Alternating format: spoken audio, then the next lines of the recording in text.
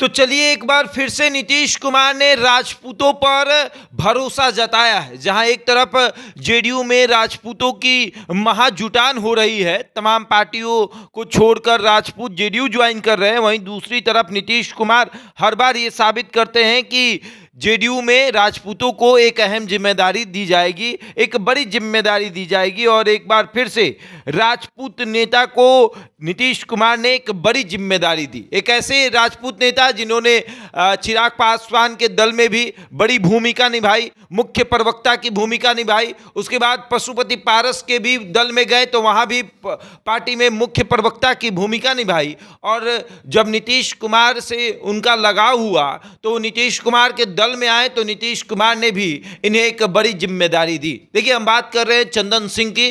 चंदन सिंह जब चिराग पासवान के दल में थे तो चिराग पासवान के बेहद करीबी थे। चिराग पासवान से डायरेक्ट बातचीत होती थी किसी भी मुद्दे पर। उसी तरीके से पशुपति पारस के दल में गए तो वहां भी उनसे काफी लगाव रहा।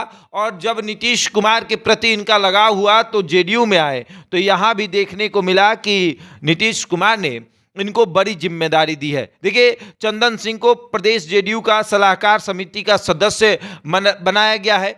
हाल में ही इन्होंने पार्टी की सदस्यता ली थी और नीतीश कुमार ने इन पर भरोसा जताते हुए जेडीयू के सलाहकार समिति का सदस्य बनाया है। सलाहकार समिति का सदस्य मतलब कि राजनीतिक सलाहकार होता है एक तरीके से। पार्टी में राजनीतिक किस तरीके से एक्टिविटी होगी उस पर अपनी राय देना, या फिर पार्टी किन किन मुद्दों पर आगे बढ़े उस पर अपनी सलाह देना। जैसे कि ईशान किशन के पिता प्रणव पांडे को यह जिम्मेदारी दी गई है, उसी तरीके से चंदन सिंह को यह जिम्मेदारी मिली है। देखिए, चंदन सिंह जिस भी दल में रहते हैं बड़ी जिम्मेदारी के साथ काम करते हैं। और अब पार्टी के प्रदेश अध्यक्ष जो हैं उमेश कुशवाहा इनको फोन करते हैं और बुलाकर कहते हैं कि आइए और पार्टी को आप अपने तरीके से सलाह दीजिए, क्योंकि आप जिस दल में रहे हैं उस दल को बहुत करीब से आपने देखा है। तो अब बारी है कि आप पार्टी को यह सुझाव दीजिए कि पार्टी किस तरीके से काम करे। देखिए, राजपूतों को लेकर नीतीश कुमार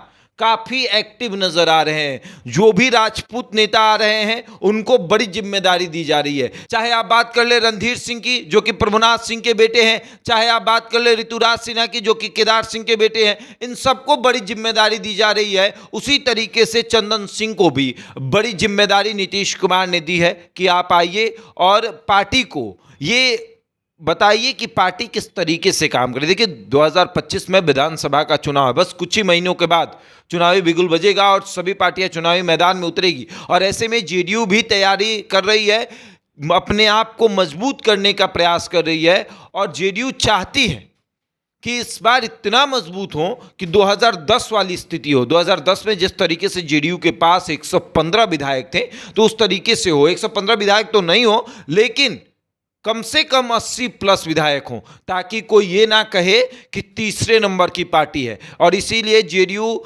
तमाम चीज़ों को बहुत ध्यान से देख रही है और अपने पार्टी के तमाम नेताओं से ये जानने का प्रयास कर रही है कि पार्टी किस तरीके से काम करे। और उसी संदर्भ में चंदन सिंह को एक बड़ी जिम्मेदारी नीतीश कुमार ने दी है। संजय झा ने इस जिम्मेदारी को सौंपा है कि आप आइए और सलाहकार समिति का सदस्य बनिए, पार्टी को सलाह दीजिए कि पार्टी किस तरीके से राजनीति करे, पार्टी किस तरीके से आगे बढ़े। चुनाव आ रहा है तो उस चुनाव में पार्टी किस तरीके से काम करे कि ज़्यादा से ज़्यादा विधायक उनके जीत कर आए। तो देखिए, चंदन सिंह को ये जिम्मेदारी मिली है और उनका भी मानना है, उनका भी कहना है कि जिस जिम्मेदारी को नीतीश कुमार और संजय झा ने, नीरज कुमार ने मुझे सौंपा है, उस जिम्मेदारी को मैं बहुत मजबूती से निभाऊंगा और पार्टी को इसी तरीके से मजबूत करूंगा जिस तरीके से पार्टी मजबूत होनी चाहती है। और पार्टी को इतना मजबूत करेंगे कि 2010 वाली स्थिति तो बिल्कुल नजर आएगी। बहरहाल, इस खबर में इतना ही। बने रहे हमारे साथ और देखते रहें द इंडिया टॉप।